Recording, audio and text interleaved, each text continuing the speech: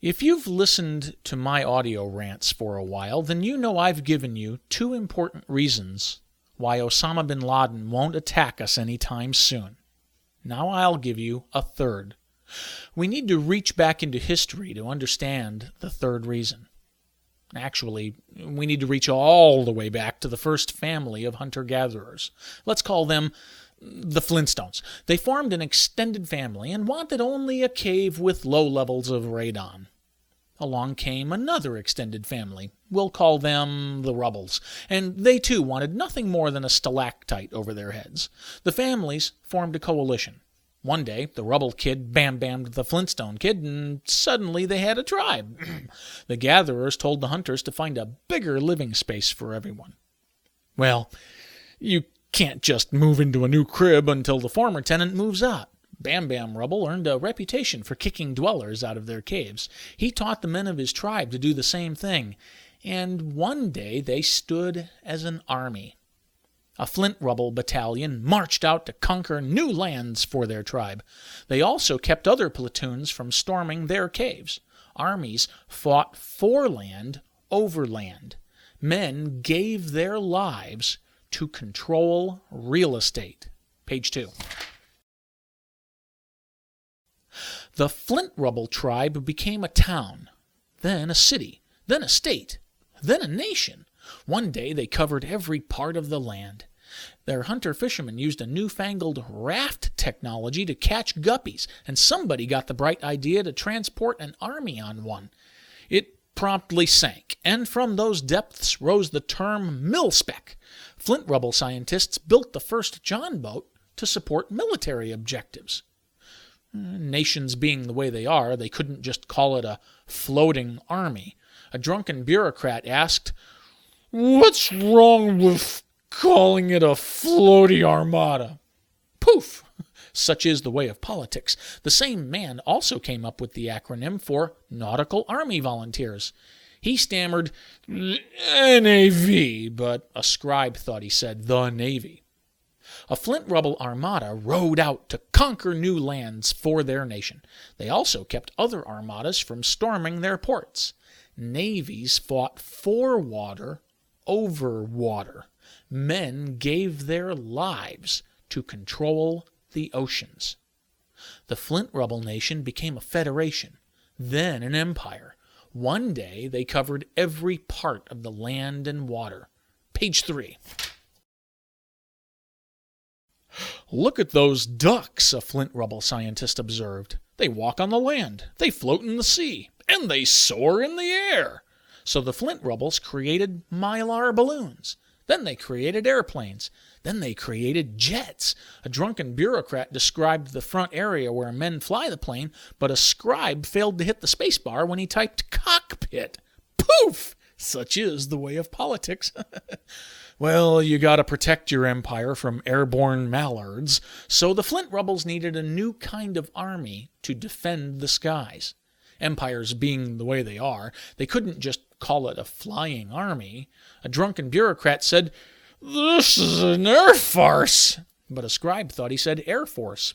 Poof! Such is the way of politics.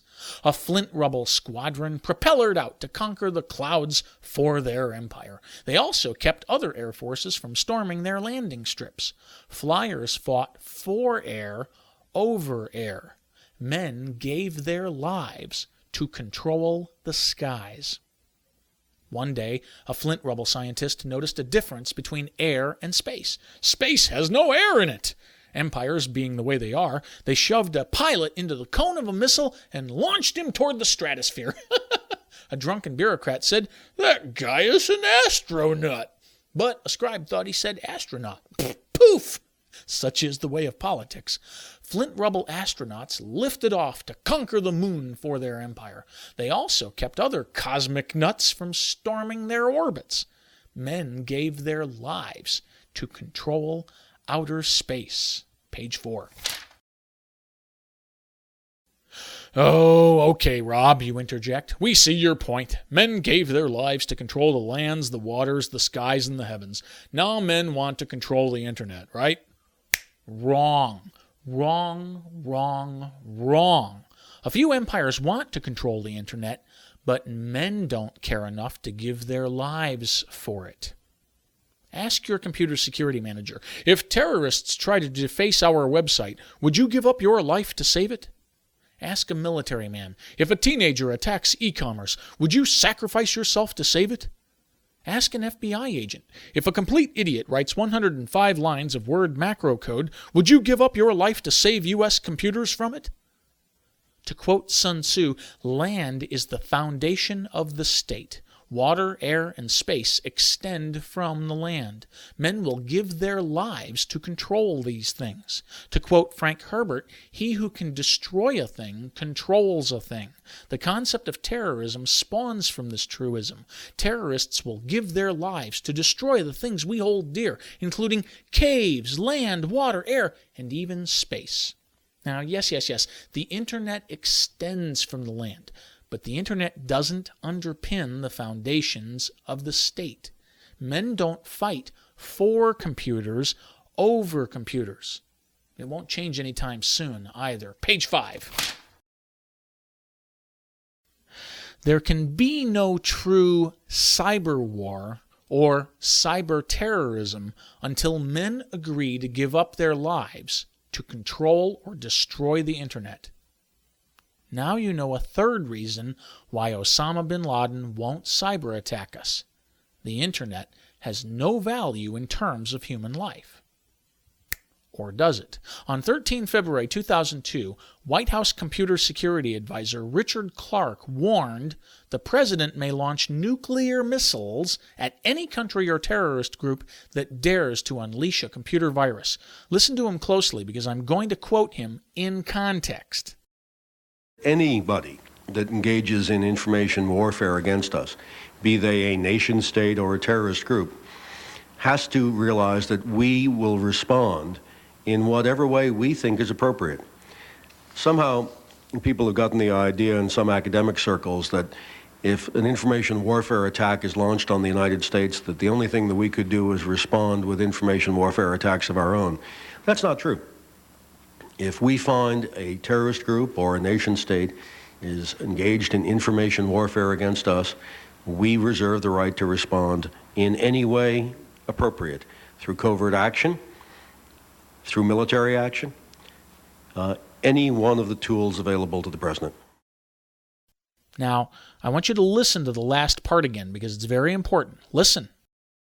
If we find a terrorist group or a nation state is engaged in information warfare against us, we reserve the right to respond in any way appropriate, through covert action, through military action, any one of the tools available to the president.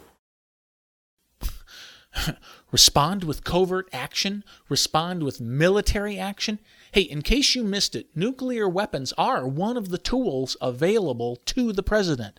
Bush's computer security advisor reserved the right to vaporize a city in order to stop a hacker. Page 6. Ask yourself, would you be willing to send men into combat over a computer virus? Would you give up your own life to stop a website defacement? Would you urge leaders to declare war and lob nukes to deter hackers in other countries? Would you rewrite your constitution and give up freedoms to stop virus writers who live in your own country? Clarke thinks you would, and he's the White House Computer Security Advisor. He's got the ear of the computer-in-chief himself. Clarke sounds like a drunken bureaucrat, doesn't he? Poof!